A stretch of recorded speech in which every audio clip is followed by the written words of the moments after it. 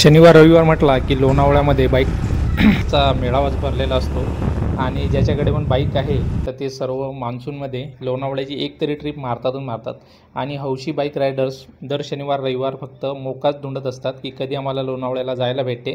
कारण लोणावळ्याचं वातावरणच एवढं अप्रतिम आहे की तिथलं वातावरण बघून कुणालाही तिथं बाईक राईड करायची इच्छा होऊ शकते। त्यामुळेच आपण पण निघालो लोणावळ्यासाठी फिरायला। त्यानंतर लोणावळ्यामध्ये फिरताना आणि थोडे बहुत फोटो काढल्यानंतर असं वाटू लागलं की कुठेतरी दुसऱ्या ठिकाणी जायला पाहिजे। आणि आता अशातच मग ठरलं की आपण जवळच एकविरा देवीचं मंदिर आहे आणि कारला डोंगर इथून जवळच आहे, तर आम्ही लगेच निघालो आणि गेल्या गेल्या सर्वात आधी पायथ्याशी जे मंदिर आहे त्या मंदिरातलं दर्शन घेतलं। हे मंदिर याच्यासाठी बनवलेलं आहे की जे लोक गड चढून किंवा वर जाऊ शकत नाहीत, थोडेसे थकलेले किंवा म्हातारे जे लोक असतात, तर त्यांच्यासाठी पायथ्यालाच एक मंदिर बनवलेलं आहे। तिथं दर्शन घेतलं आणि आमच्या प्रवासाला सुरुवात केली। सर्वात आधी आपल्याला थोड्या सोप्या प्रकारच्या पायऱ्या लागतात आणि ज्या आरामात कोणीही सहज चढू शकतो अशा प्रकारच्या पायऱ्या आहेत। पायऱ्यांची अवस्था थोडीशी खराब झालेली दिसली, पण पुढे चालून पण पायऱ्यांचं पुनर्निर्माणाचं काम पण सोबतच सुरू होतं, तर त्यामुळे येणाऱ्या काळात नक्कीच हे पायऱ्या चांगल्या दिसतील। अशातच आमची एनर्जी खतम झाली आणि साहजिकच वातावरणातील गरमी आणि डिहायड्रेशनमुळे एवढ्या पायऱ्या चढल्यानंतर थकवा येणं थोडंसं साहजिकच आहे।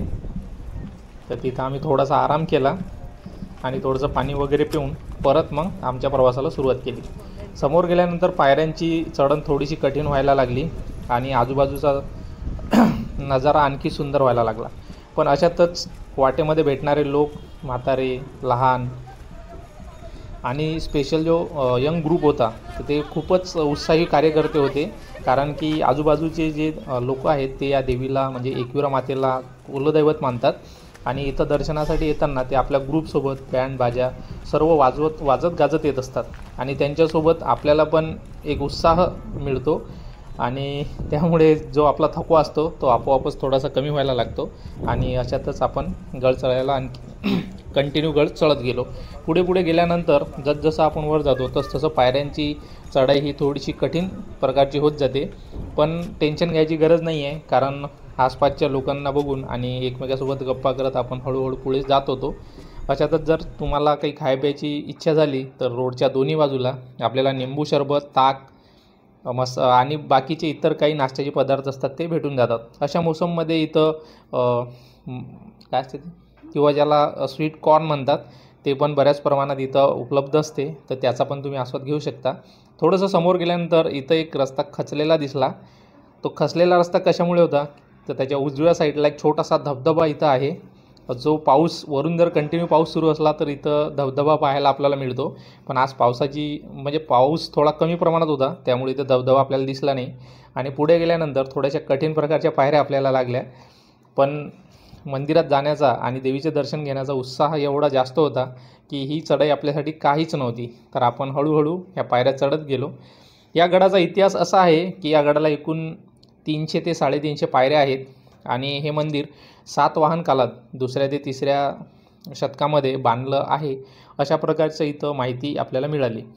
याच्याबद्दल थोडेसे वादविवाद होऊ शकतात, पण जी माहिती आपल्याला मिळाली आपण ते सांगत आहोत। मंदिर दगडामध्ये एक सुंदर रेखीव असं बांधलेलं आहे आणि याच्यामागं आणखी एक कथा अशी आहे की पांडव जेव्हा अज्ञातवासात होते तर त्यांनी इथं वास्तव केलेलं होतं आणि त्यांनी एका रात्रीमध्ये या मंदिराची स्थापना केलेली होती। आधी थोडंसं छोटं मंदिर होतं, नंतर त्याचा जो बाहेरचा भाग आहे किंवा शेड आहे तर ते नवीन बनवण्यात आलेलं आहे। अशा प्रकारच्या कथा इथं चालतात। तसं रस्त्यांना जात असताना परत एक ग्रुप दिसला नाचत गाचत जात असताना, त्यांना बघून आणखी आनंद झाला।